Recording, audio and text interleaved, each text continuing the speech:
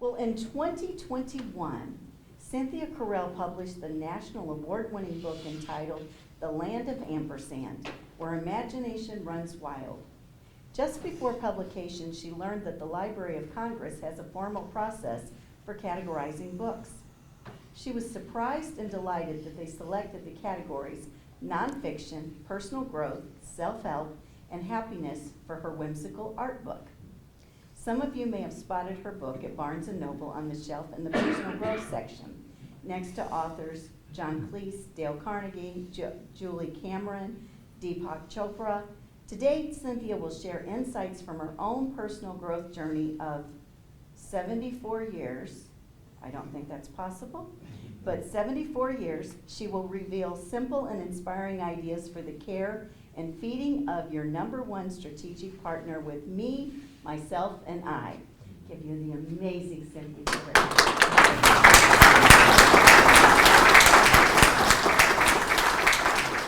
So it's absolutely a thrill for me to see my book on the shelf at Barnes & Noble in the personal growth section.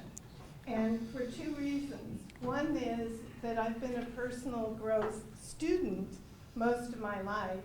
And secondly, because that was never my intention. I'm thrilled.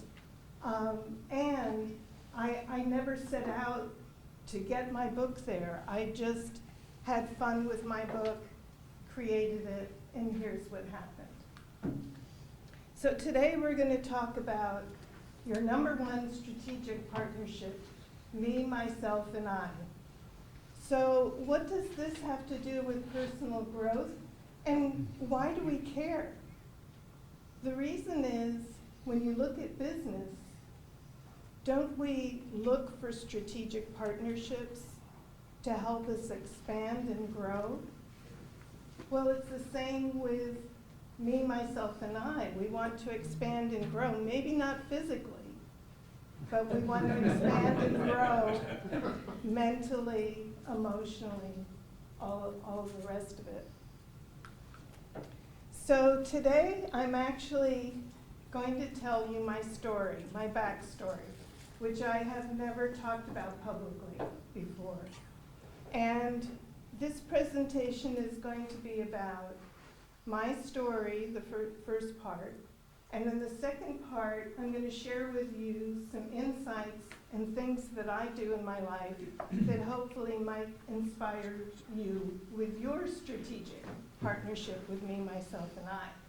So most of you see me as this person, kind of the happy-go-lucky, and I do have a happy life. No coincidence, right? Exactly. That it's the day of happiness today. I think my hunger for personal growth started when I was a young teen, and my mother always slept in. And this morning, she got up and made breakfast. I was so excited. And she placed this fried egg in front of me, and she said, "April Fools," it was a rubber egg. So I won't tell you all the details of my story. I'm going to condense it. So first I'm going to start with this kind of an infographic of Cynthia Correll. I've made my home in 25 different places. I've lived on 2 continents. I grew up in a family of 5, 2 wonderful sisters, 2 wonderful parents, no aunts, no uncles, no cousins. I never had children of my own, unfortunately, and I have 4 beautiful nieces who are very happily married, have wonderful husbands, and they have children. So I have 5 grands, including 1 on the way. In the last 12 years, I've experienced 6 losses of loved ones. And in the marriage category, I've had 5 proposals, 2 marriages, and 2 divorces. So I'm going to go back to the 80s. I was in my mid-30s, and I was recruited to San Diego. I had been an IT programmer, COBOL programmer. And I was recruited to take charge of customer service for a startup company, an educational software. And it was a very exciting time. We installed computer labs all over the country to teach elementary school students higher order thinking skills in reading and math. And we grew in 7 years to $200 million in revenue. So then I met a wonderful man in San Diego, Gary. And we had this fairy tale marriage. The wedding was on the cliff in Torrey Pines overlooking the ocean. We traveled. I traded my career to be an executive's wife. He was a doctor. Oh, yes. And he was a physician who went into research and founded 2 pharmaceutical companies. So he would lecture. I would go with him to Europe and Hawaii. We entertained. We had 2 homes, one in the mountains for the weekends, one in San Diego overlooking the Santa Leo Lagoon. And then my world turned upside down. He was out of town, and this is what I found: a small strainer of cocaine. And I realized he was a cocaine addict, and then later I found out he had darker secrets, and he was a sociopath. Unfortunately, his life didn't change, but mine did. I immediately sought out the help of a psychologist and went through a lot of individual therapy, group therapy, which I thought I would never do, and I also got him into rehab and went over to Arizona for a family week. And so I learned all about codependency, setting boundaries. I actually learned that I had made my husband my higher power. And that was not a good thing. So I realized the only choice, because he didn't want to change and I did, was to get divorced. And I really needed to get away. And I have family here in St. Louis, sister and 3 nieces.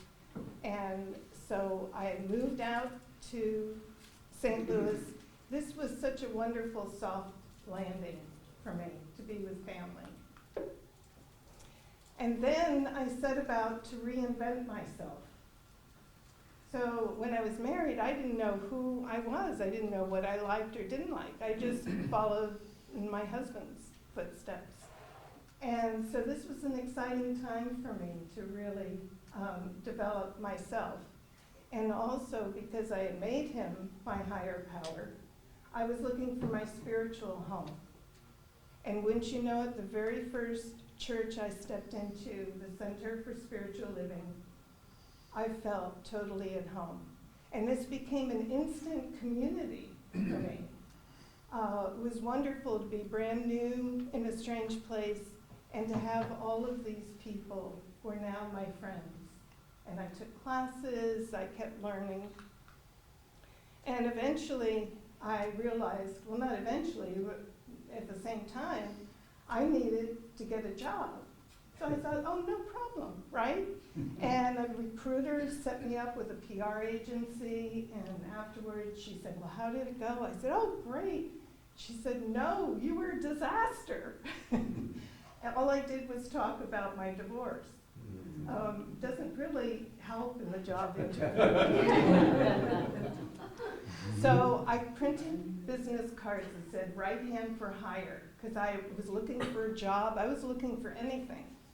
Well, wouldn't you know it, it turned into a business, because people at my church started hiring me to organize their office or their home or whatever.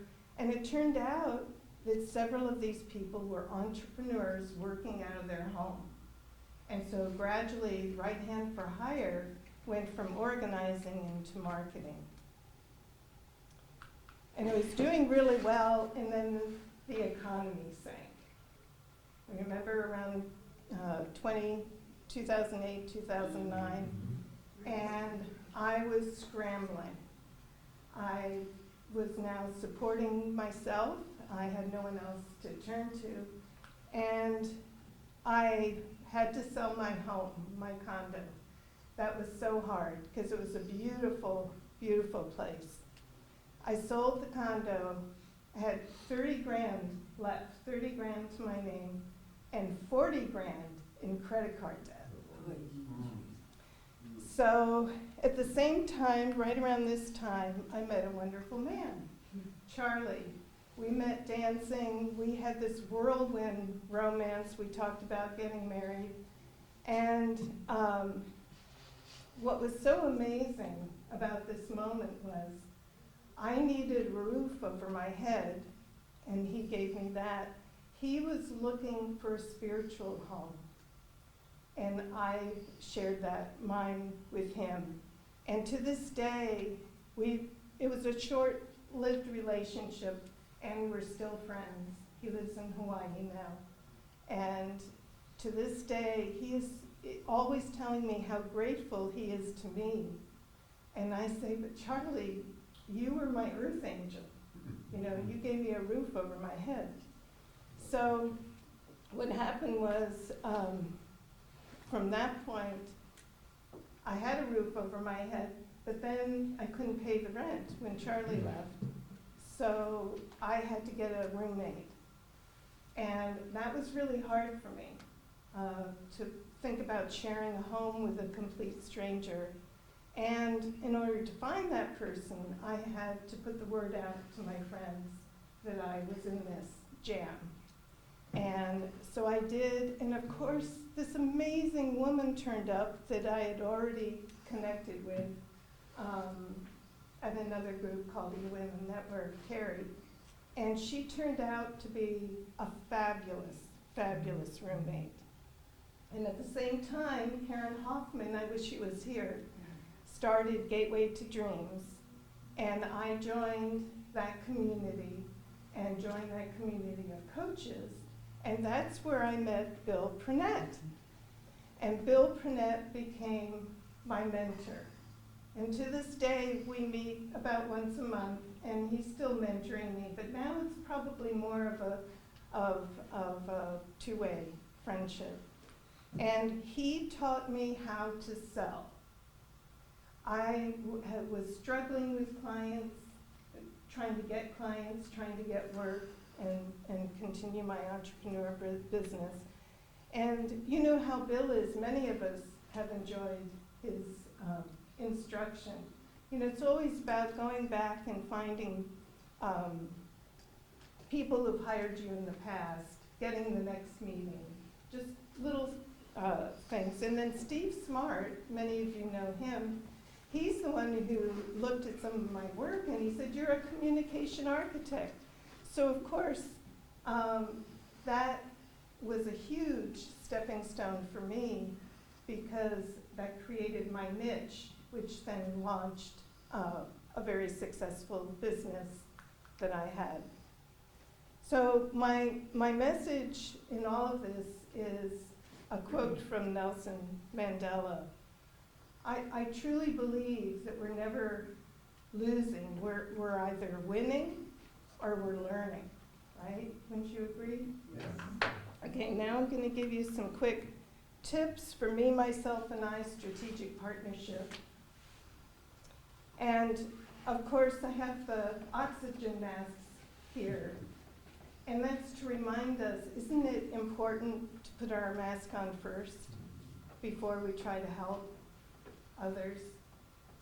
So often as entrepreneurs, we're serving our clients, we're serving our vendors, we're serving our family, our friends, and we forget to put our oxygen mask on. It's been scientifically proven, right, that we need to do that, and yet we live in a society that tells us that that might be too selfish for us to do that. So let's try to remember how important that is. And I'm going to invite you at the end of my talk to identify one action that you would like to take as a result of hearing some of these ideas. Okay, every business partnership has stand-up meetings, right? So why wouldn't I take me, myself, and I on a stand-up meeting? And we can all have our different versions of this. My version is every day when the weather permits, I love to go out and walk in nature where there's no traffic. I don't take any podcasts or music. I prefer to walk alone. To me, it's a meditation, and it's so, I see people nodding, you know, it really recharges us, doesn't it? And then what about communications? Aren't those important in business partnerships? I'm sorry you can't read this. It's all about positive self-talk, isn't it? In the sports industry, they use positive self-talk all the time for focus and success. So as entrepreneurs, let's remember we can do that too. My book talks about how instead of using the word but, let's use yes and. And you might hear me when I'm about to say but, I'm training myself right now to replace that with and. There's a litmus test for feedback that I've learned. In my experience, it's so important for us to be open to feedback, right? And it's hard sometimes. So what I've learned to do is when I get feedback, I think to myself, is that something I wish I'd thought of? And if the answer is yes, then I embrace the feedback. And it really helps. Okay, environment. Isn't that important for a business partnership? So I love this book Marie Kondo wrote about organizing. And in this, I got a huge aha from this book. What she advises is that she points out how many times our home environment is filled with memorabilia. It's all about the past. What she advises is, let's make it about the present or the future. Like, who do we want to become? Let's make that environment that. And several years ago, I started making my environment more artistic. And wouldn't you know it, it's coming true. And so here's some pictures of my home. I love this. This is actually a silk scarf that I had framed. It's a vintage scarf. And I love having colorful furniture, and messaging is really important to me. I have lots of messaging on the walls. That one says live, laugh, love. And this is my motto for the year, the best is yet to come. This is a blackboard outside my home office door. And then another sign I have is you are so loved. This is important to me because when I read it, I feel like it's speaking to me, and it's also speaking to anyone who comes to visit me. Okay, isn't it important to put things in writing for a business partnership? Right, Bill? So one of the things I've benefited from is journaling. And the reason I love journaling is that if I've got an issue and my head is bogged down with trying to deal with something, if I write, you know, why is this happening? What is this all about? Pretty soon I find myself writing the answer to those questions. And also another way that writing has been helpful to me is when I've lost a loved one and I feel like, oh, I wish I could speak to them, I will write them a letter. And it's just amazing how healing that experience can be. Also, every week, Sunday, I water the plants and I write on a piece of paper what I'm grateful for, and I put it in my gratitude jar. And then on January 1st, this is actually my 4th year of doing this. So January 1st, I read through all 52 pieces of paper. And you have not lived until you have experienced what that feels like. It's just makes your heart explode with gratitude.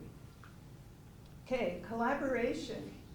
That's important in business partnerships. So let's do it with our me, myself, and I.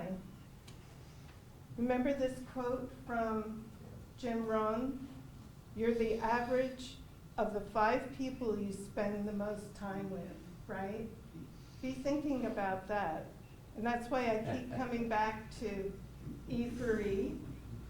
And this is where it's thanks to e4e, my business as a communication architect soared. I have so many clients from this group, and I also hired so many services from this group too. And if you don't have a group, create one. About 3 years ago, I created a mastermind group of like-minded women, and this is us, we choose a word for the year is our intention.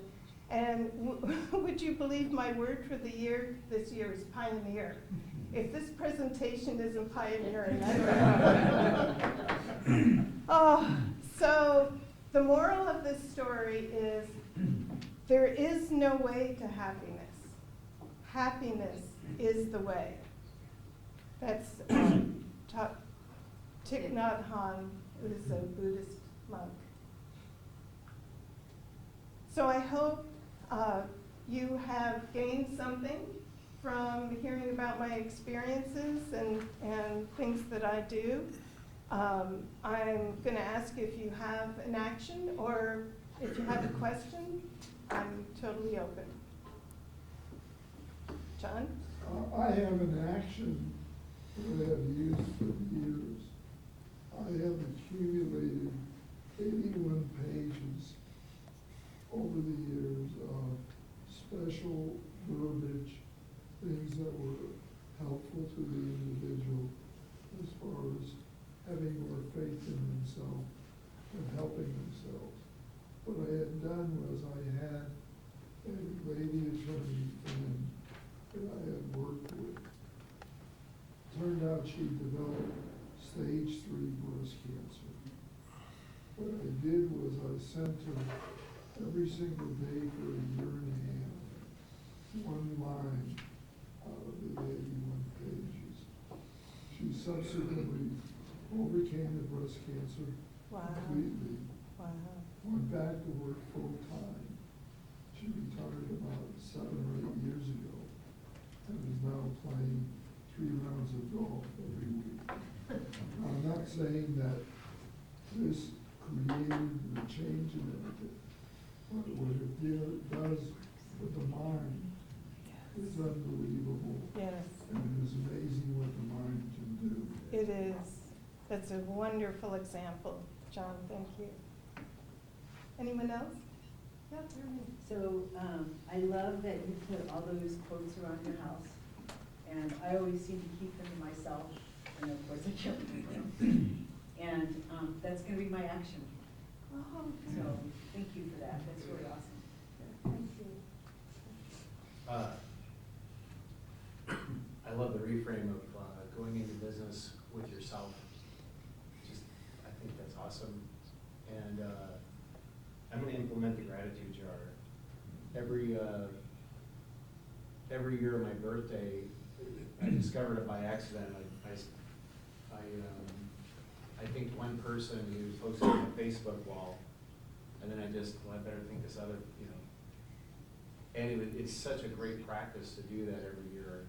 It's also quite time consuming, but so I can feel how the gratitude jar would have that effect. When you said you hadn't lived until you've done it, I believe that, so I'm going to implement that today. Thank you. Thank you, and that's a great connection for today. Bill? First of all, you are one brave lady. Yeah, amen. Thank you.